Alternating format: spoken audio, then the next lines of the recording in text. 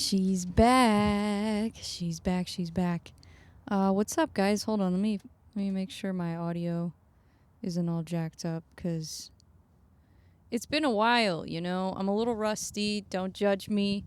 Yes, I am coming to you live from a Ford Super Duty because your girl is in between houses right now, okay? I'm not homeless.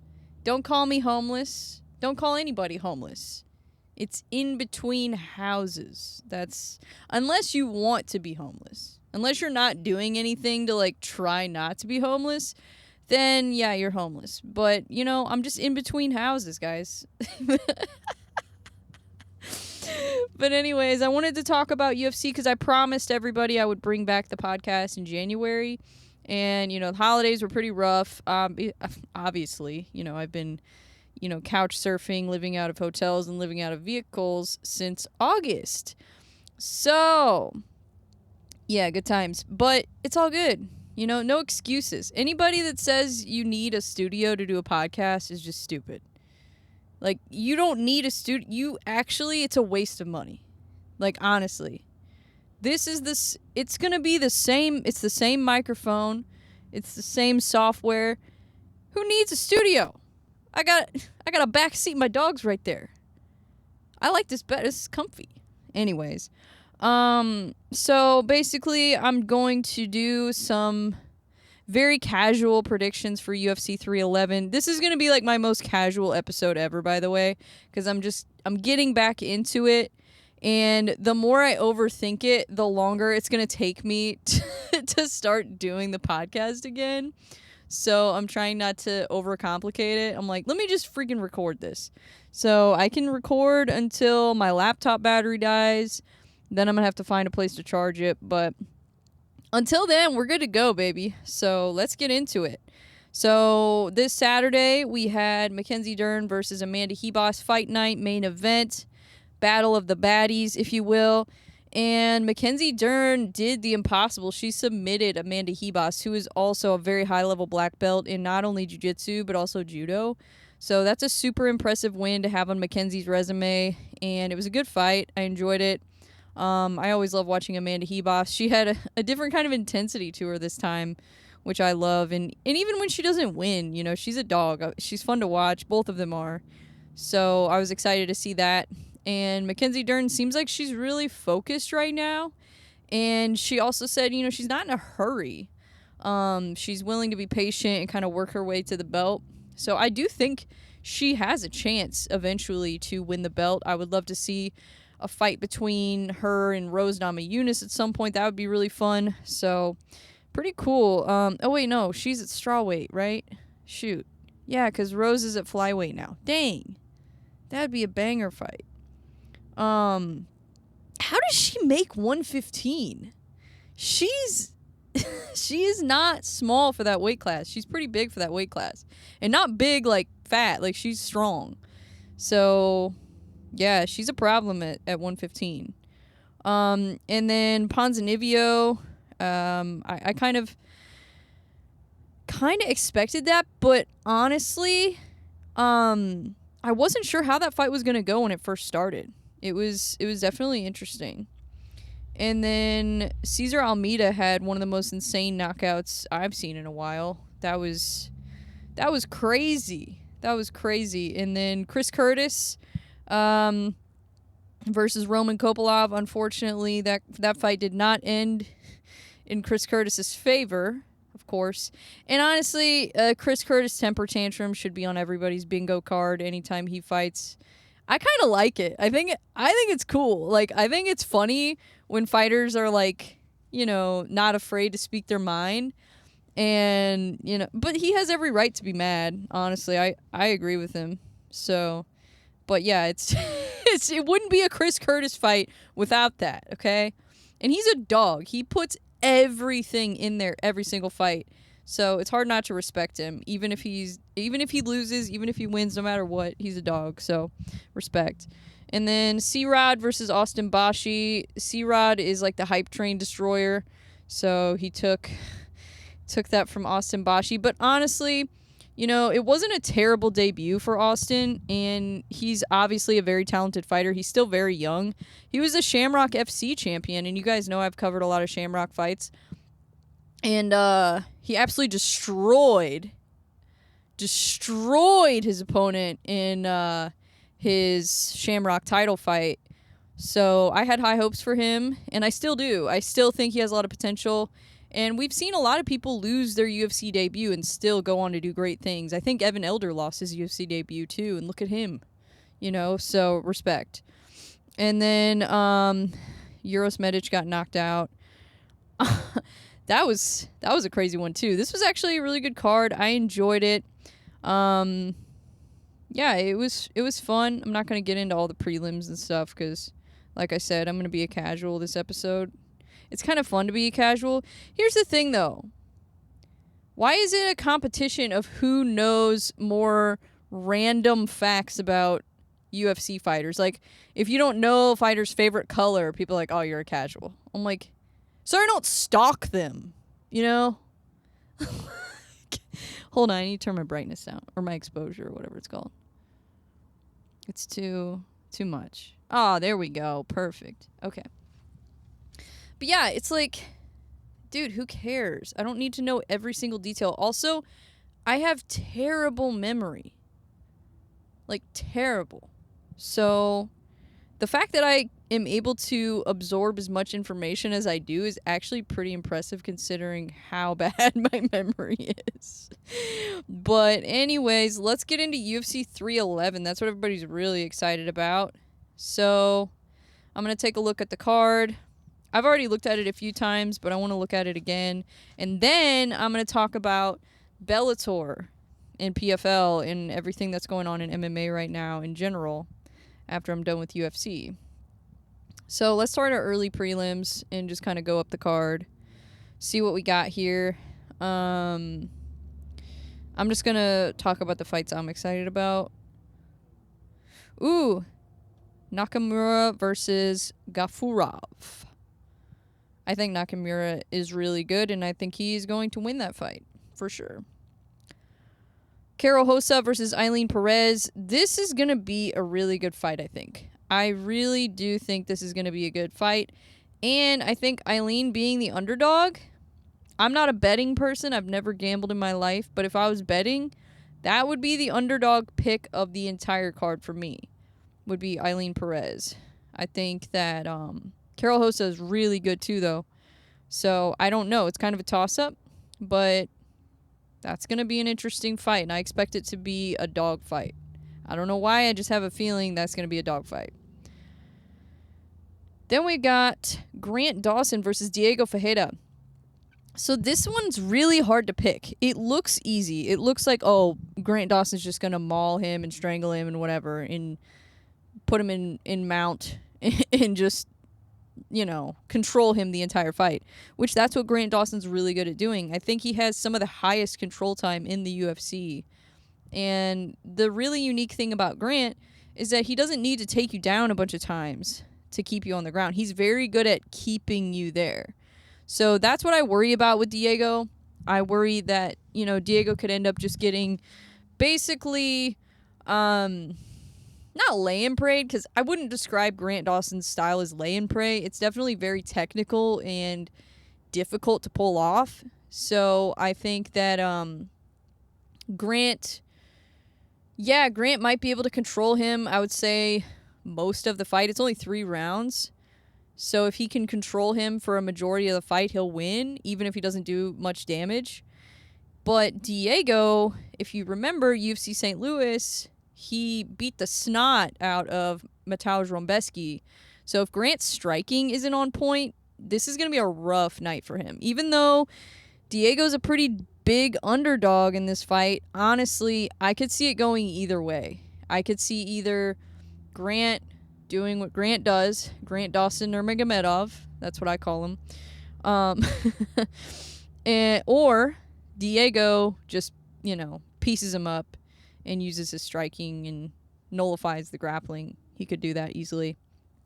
Yeah, I don't think this fight is as one-sided as people think, because I thought Mateusz Rombeski was going to run through Diego and he did not. So it's hard for me to really bet against him again after I already kind of did. Well, I didn't bet, but I picked against him. Zachary Reese versus Cedricus Dumas. That's an interesting fight. Gelton Almeida versus Sergey Spivak. That's probably one I'll take a break from watching and go play my guitar. I'm just joking. Just joking. Heavyweight just doesn't hit the same as it used to, though, for real. We need some new heavyweights. But honestly, though, that could be a really high-level grappling match. Like, or it would be interesting to see them strike, but I think I'd rather see that fight go to the ground and just see some high-level grappling. So hopefully that's what happens. Peyton Talbot versus Heoni Barcelos. I probably butchered that name. But Peyton Talbot is a minus 1350 favorite. Do we have a striking version of Bo Nickel? Is that what's going on? This is like the kickboxer version of Bo Nickel, in my opinion. Because I haven't seen that big of a favorite since Bo Nickel. And he's from Contender Series, and he's got a lot of hype. But I believe in him. I'm a firm believer in Peyton Talbot. I think the sky is the limit for him. I think he is going to set the tone for the future of the sport, and he's going to inspire a lot of young kids to get into the sport, especially skateboarders and stuff. So that's really cool. I like that he's merging the two communities, kind of. I mean, he's not necessarily merging the two communities, but he kind of is inadvertently, because people who are interested in skateboarding, they're going to be like, oh, cool, there's a skater dude that fights in MMA, you know, like Tony Soto, he fights in BKFC, and he used to be like a pro skater. So it's pretty cool to see that. I'm a skater girl at heart. I started skateboarding when I was 7 years old. So, you know, I always love to see that. Bogdan Guskov, is he, I want to say, I remember his last fight. I just don't remember who he fought. So I'm trying to think. I don't remember. Dolly, stop barking. No. That's going to be annoying. Hopefully she doesn't keep doing that.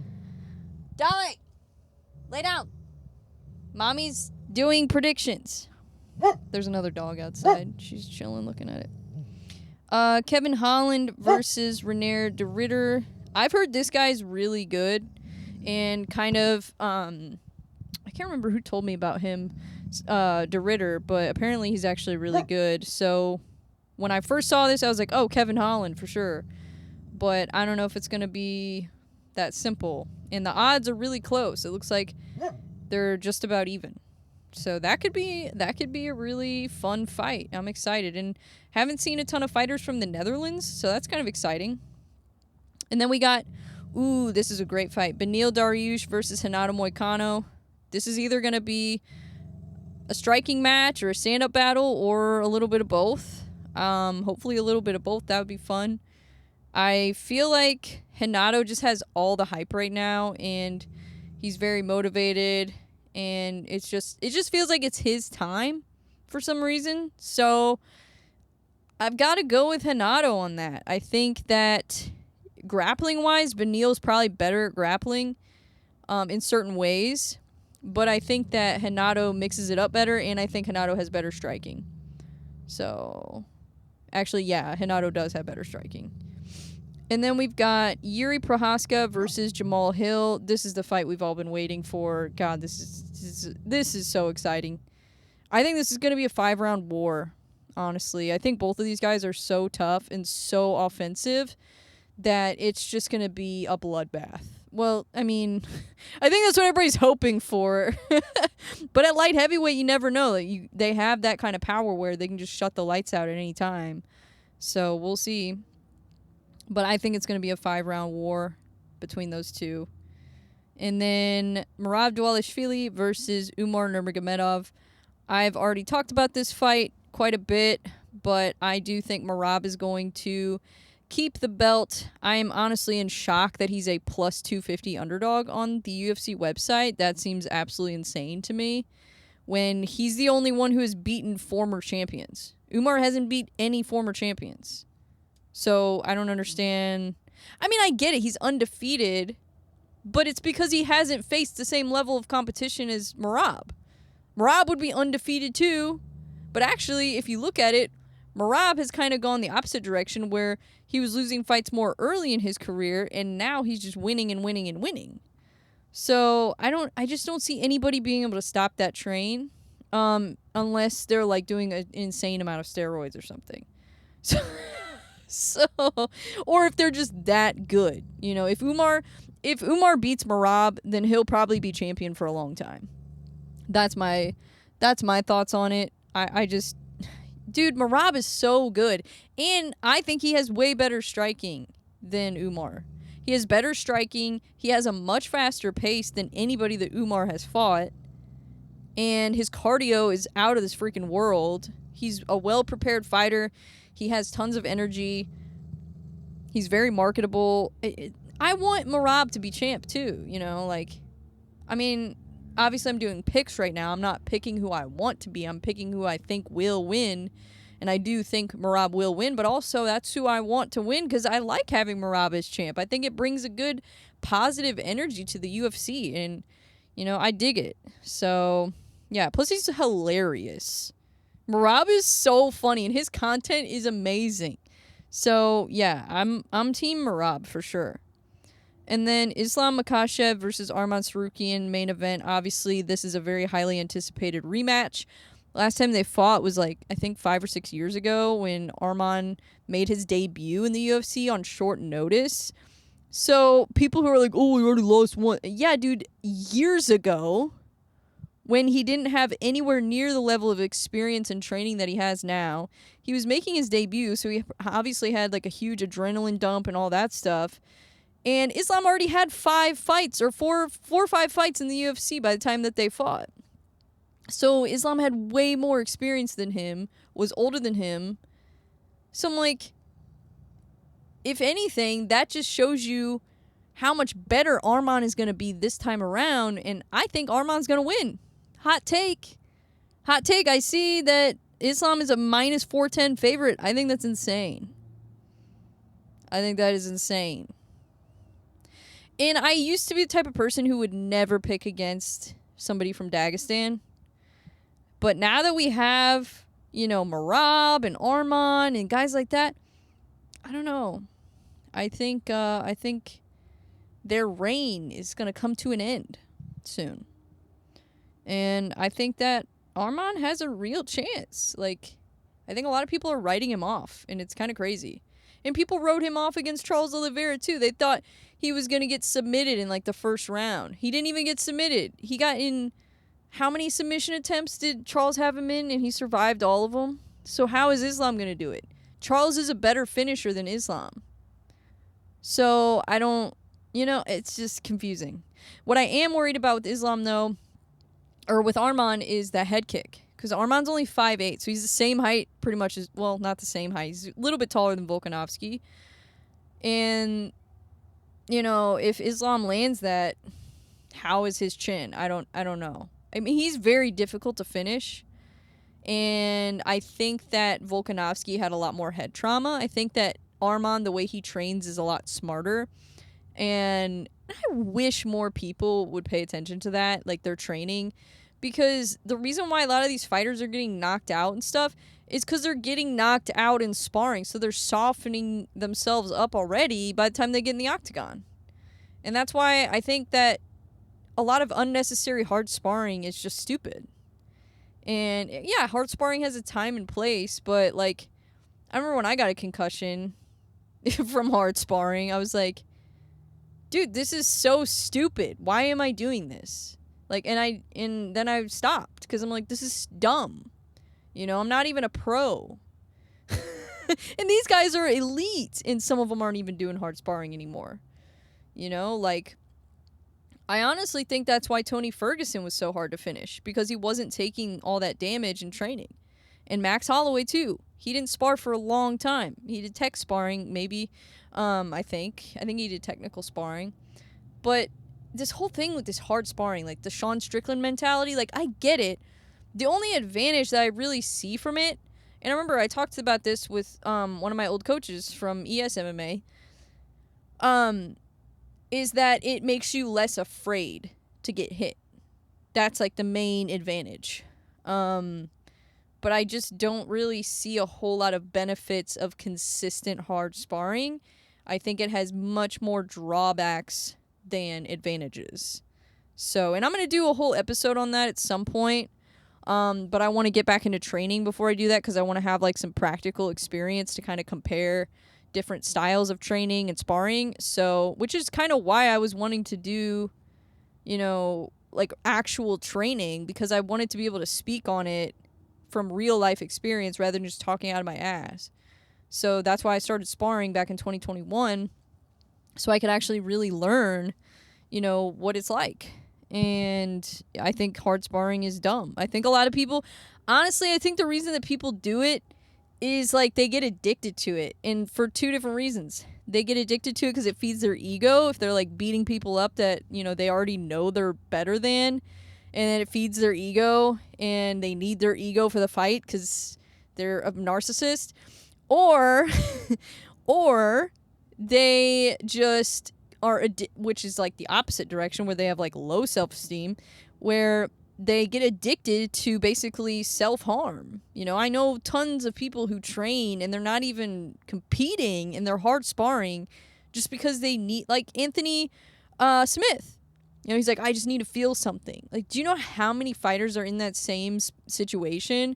It's honestly really sad. It makes me sad because I care about these people, and I don't want them to be brain dead. You know, I don't want them to turn into a vegetable. I don't want them to struggle to get jobs and stuff down the road. So it's like, yeah, I care about these people, and I just hate to see it. You know, what makes me the most sad is seeing stuff like that with Anthony Smith, where he's like obviously going through depression and mental issues, which, no shame, by the way. I've dealt with all of that, and there's no shame at all. If you're struggling, you know, call somebody, text somebody, and try to get help, because, you know, you don't want to end up going to the gym and getting your face beat in just because you need to feel something. Like, that's not the solution. That's just going to make it worse, honestly, because that's what it did to me. You know, when I got concussed, I was already dealing with a lot of issues with my mental health to begin with, and that made it 100 times worse. So please be careful, and don't do that, because that's not good. Save your concussions for the ring. You know, that's kind of my mentality, is like, be a pussy in the gym and then be tough in the ring. You know, save it. Save that. You know, I just don't think you need to go all the way there in your training in order to be able to perform. I think you can save some of that for your competition, so that way you're not taking repeated head trauma over and over again. But anyways, I'm going to get off my soapbox. But yeah, I'm picking Arman for sure. And I've never picked against Islam Makhachev ever before. This is the first time. First time I've ever picked against him, but I really do believe in Arman. And I'm surprised at how many people are kind of writing him off, you know? Especially after he proved everybody wrong against Charles Oliveira. So, not only did he prove people wrong by winning, but he also proved people wrong by, like, not getting submitted. So, there's that. Okay, took a short break. Now, let's talk about the, what do we call it? The death of Bellator or something like that.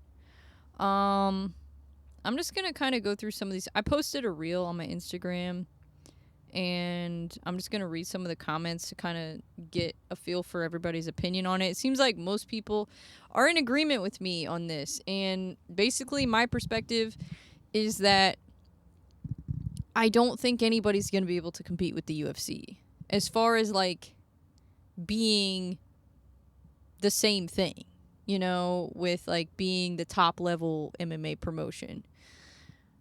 Are there things that the UFC could improve? Yeah, of course. You know, I mean, they're a mega corporation. So I think anytime you have a business that big, you know, you're bound to have some corruption and some issues. So yeah, there's definitely things like fighter pay needs to increase. I'm tired of even talking about that because it's just so obvious that they're underpaid. But it's like, think about it this way. Is anybody trying to compete with MLB? No. Is anybody trying to compete with NHL? No. Is anybody trying to compete with NFL? No. There's a reason why there is one elite organization for each sport, right? Because here's the thing, like, let's say they did it like boxing, where they have all these different, I don't even know all the different ones. That's how confusing it is. It's so confusing. I that's why I don't even really follow boxing, because I'm like, I don't even know where to, like, it's so confusing. UFC makes it so much easier to follow. And also they're great storytellers. And they give the fighters a platform. They give them opportunities to do media and interviews. And honestly, I think if I was a fighter and I had to choose between Bellator and UFC and PFL, I'm still picking UFC just because of the platform that you get with it. And, it's just also the PI is a huge benefit in things like that. So to me, there's more benefits involved with being a UFC fighter, even if the pay isn't as much. Which, honestly, Bellator wasn't really paying people that much as far, like, I mean, they were paying the champions more, I think, and they were paying, like, the big names more. But if you look at, like, their prelim fighters and stuff, like, they were not making that much money. So now I'm going to read one of these comments from somebody who actually fought in Bellator, because I agree with everything he said, and I think it's important what he said. Ricky Rainey, go give him a follow, by the way. Go support him. He's a retired MMA fighter, but let's see what he said. Oh, yeah. Bellator treated fighters like actual humans, and that was nice. They had a good run. And yes, please pay fighters more, even though I'm retired. That would be good to see. Yeah, and honestly, we need retired fighters to advocate for this too, because they have more of a pull and more of a voice than people like me who just have a podcast. Like, honestly, it kind of frustrates me how much the UFC, like, hates the media. Because, like, I'm on your side, I am going to hold them accountable when they do things I don't like, and I'm going to call it out. But, like, I'm on your side. I support the UFC. I've been a fan for years. Like, anyways. So, I'm not the enemy, okay? I just want to give these fighters some shine, But, yeah, no, it's true, though. I think that, and he fought in Bellator and UFC. So this is somebody who has, a real perspective on it. And I think he's right. Bellator did treat the fighters more like human beings and listened to them more, like took their feedback more. And, whereas Dana White says things like, it's not a career, it's an opportunity. Okay, if somebody's signing a contract, it's a career. Point blank. It's not an opportunity, it's a career. If they're making their debut and they have a one-fight deal or something on short notice, that's an opportunity. Yeah, that is an opportunity. But the minute they sign a contract for more than one fight, that turns from opportunity to career. So they should be treated like it's a career. Duh. I mean, because here's the problem. Even as an amateur fighter now, you have to train probably at least 5 days a week as an MMA, as a high-level amateur, in order to remain undefeated or win a belt as an amateur. Like, you got to be training probably, some people can get away with 3 days a week early on in their amateur career, but really you got to be training at least 5 days a week. And not only that, but you also need to have a job to support yourself that doesn't demand all of your energy, because you have to save your energy for training. And that's a problem that a lot of these gyms run into, is that by the time their fighters are done with work, they're so exhausted, they're getting injured, they can barely train. So it creates a lot of problems when fighters aren't being paid enough. And, as much as here's the thing. Having a bunch of MMA promotions, does it give the illusion of choice? Yes. But if those MMA promotions all end up becoming dissolved, then there really was no choice. It was just a temporary option, and then not only that, but now these fighters are stuck and they don't have anywhere to go because they've invested all their time into Bellator and PFL, and now they got to go find a career somewhere else, and it's hard to get signed from the UFC to the UFC unless you're entertaining or, whatever they want. And that's another thing too. It's now the entertainment business. It's not just fighting. In my opinion, if you're selling tickets to a show, every fighter on that card should be paid. Point blank. That's it. You're making money. Why are they not being paid? And I get it. They have amateur fights. But I think these promoters, a lot of them, especially local MMA, are taking advantage of amateur fighters. Because you'll see a card and it'll have like one pro fight and then the rest are all amateur fights. And they're selling tickets for like $50. What? Come on. And then their family can't even afford to go. It's so insane. And then in the UFC, like, think about that for a second. So amateur, you got to train 3 to 5 days a week. As an amateur, not even getting paid. As a regional pro, you've got to train minimum 5 days a week. And you still have to have a full-time job to support yourself, unless you're rich. And that's the problem. By having low fighter pay, you're basically gatekeeping poor people from having a chance in the sport. Is basically what you're doing, because then rich people like Jake Paul can come in, train 24 hours a day, 7 days a week, because they don't have to do anything else besides their friggin' podcast or whatever. And then they can just dominate because, of course, they can get the best equipment, the best coaches. They can train as much as they want. They don't have to work a job, so they have all the energy in the world. It's totally an unfair advantage. Totally. I'd say that being wealthy is more of an advantage than doing steroids in this sport, honestly. Because you don't even have a chance. Like, if you're working, I know fighters that were working like 2-3 jobs while fighting. A lot of fighters live in their car, they're homeless, like...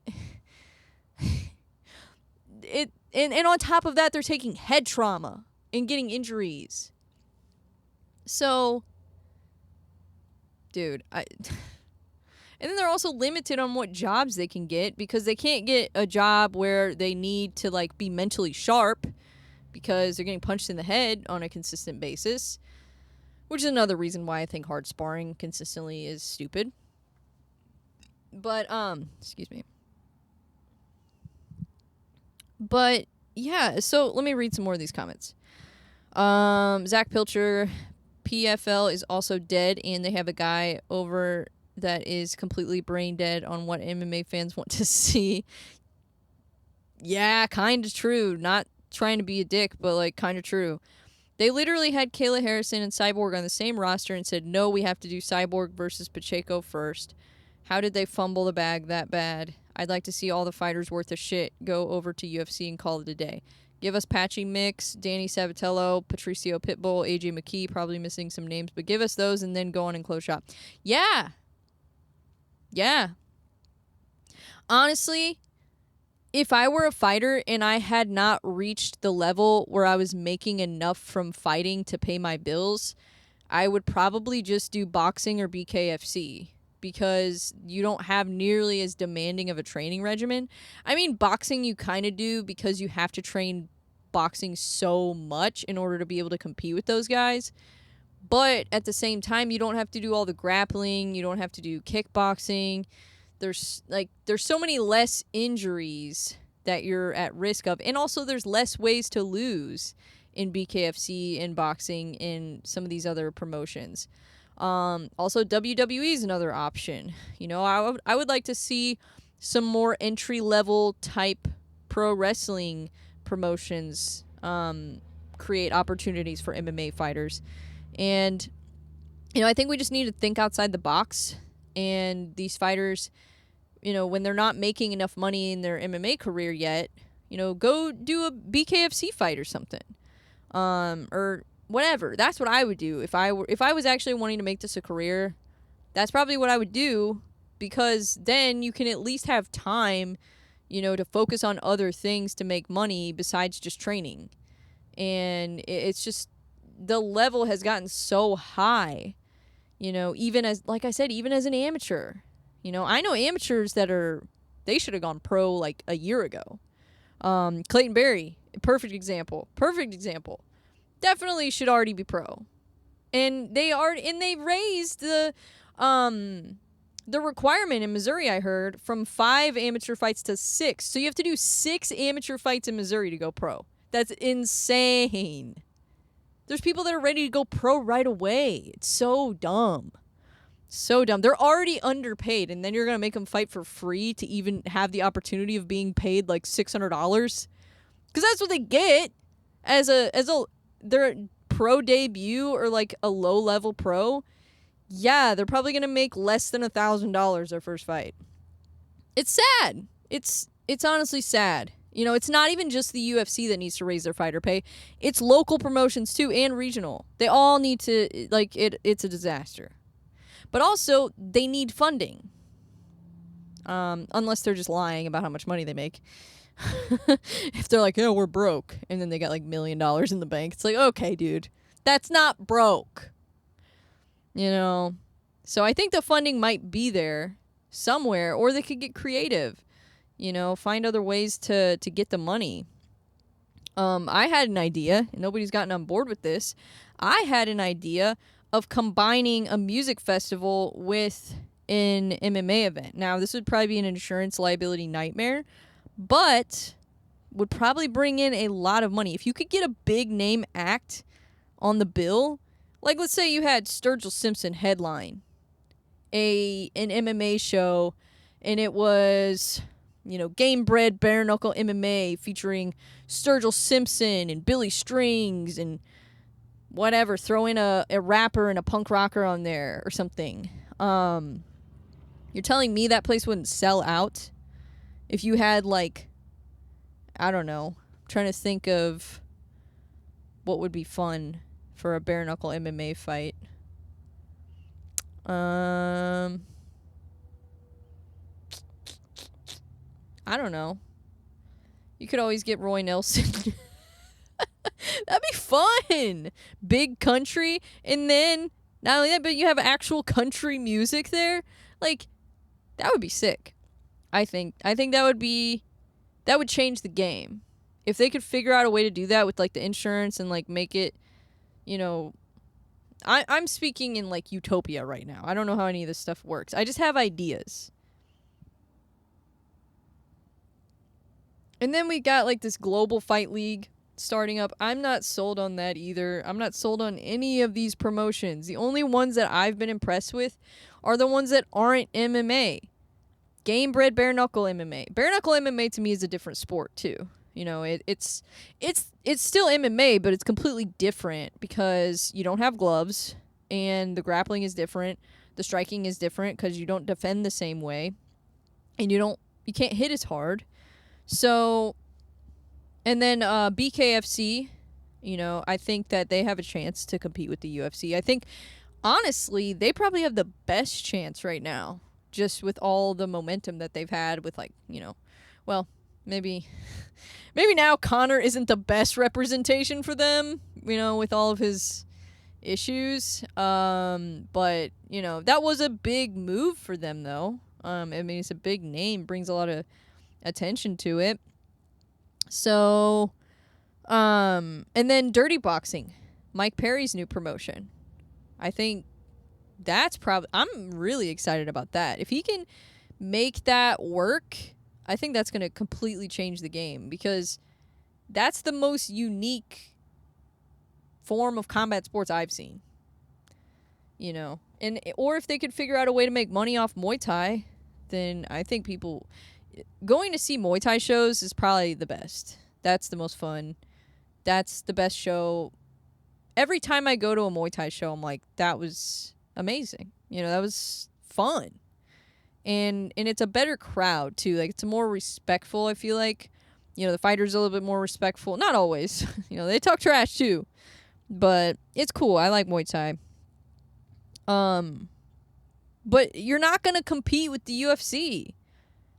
The barrier to entry is too high. You need way too much capital to run an organization like that. Not only do you need capital, but you need to be Dana White on steroids in order to run. Well, he's probably already on steroids. But I don't mean literal steroids. I mean like business steroids. You know, like you need to be Dana White times 10 if you want to even think about competing against the UFC. And I'm sorry, you know, and Dana, is he perfect? No. But is he good at running a business? Yeah. Yeah. Is he good at making money? Yeah. So, and he's very good at marketing too. And he's good at running his team. He's got a great team. And a lot of the people that work for the UFC have been there for years. So, in order to replicate that, you almost would have to buy an existing promotion and revamp it and do basically... Actually, I had an idea. This is kind of funny. I had an idea for like a reality TV show with local MMA and regional MMA. It's to like go to different gyms and basically bar rescue for MMA. So we could call it gym rescue maybe. And, you know, some big dude that's really intimidating, like looks like Fedor, comes in and just tells them everything that's wrong with their gym or wrong with their promotion and then fixes it. That would be fun. I would enjoy watching that. You know, that would be fun. And then, let's see, what's another comment? PFL killed Bellator. Bellator was a great number 2 organization. I actually enjoyed Bellator a lot as an alternative to the UFC, but the merger with PFL sucked the life out of it. I think Bellator was already dead by the time PFL picked it up. Honestly. I think that it was a sinking ship from the beginning. And I had heard from people who went to some Bellator events, and they're like, dude, it's not even close to the UFC. Like, it doesn't feel the same. And then I went to a Bellator event, and I was like, at the time, I hadn't been to UFC, so I didn't know. But then I went to the UFC a few years later, and I was like, oh, okay. Yeah, this is way different. Because the Bellator event I went to was Julius Ingliskus versus Phil Davis. It was so much fun. I had a blast, of course, you know, and it was in my hometown, so it was exciting. All right, my computer is about to die, and my camera is overheating. It's cold outside. I don't know why this battery just like overheats. It's so annoying. But anyways, no excuses. But I'm going to have to wrap this up because I don't have a power outlet because I'm obviously in a vehicle right now. So I'm going to have to wrap this up. But bottom line, Arman is going to be the new champion. Merab is going to pull off the upset against Umar. I'm not speaking in absolutes, by the way. I understand. Like, I actually think these fights are pretty 50-50. But it's fun to talk trash. So, Arman's taking the belt. And Merab is going to retain it. And nobody can compete with the UFC. The UFC is on a whole different level from everybody else. And you just look kind of dumb when you try to compete with them, honestly. I think it would be better to have more feeder organizations like LFA and Fury and stuff like that. I think that would be better. And if they were able to pay the fighters enough, I think people would be more likely to go watch that than PFL. Honestly, because they like to see the underdog. They like to see people when they're starting their career. They like to see, you know, oh, if he wins this fight, he's getting a UFC debut. Like, I think that would be a better move than being like, oh, we're going to take over and we're going to be better than the UFC. How? Explain to me how. Because I haven't seen anybody even come close to the UFC. Shout out Dana White. Gotta respect it. Gotta respect the hustle. I normally don't like billionaires and millionaires, people that have way too much money, but I talked to Dana White at UFC St. Louis. I asked him if he would do a pay-per-view there. He said he would. I thought that was really cool. I respect that. He was really nice to me, too, and he doesn't even know me, you know, so he didn't even have to talk to me. So that was nice. So I respect Dana White just for that. But I'm going to get off of here and go edit this somewhere, Starbucks or something. And I will talk to you guys later. Bye.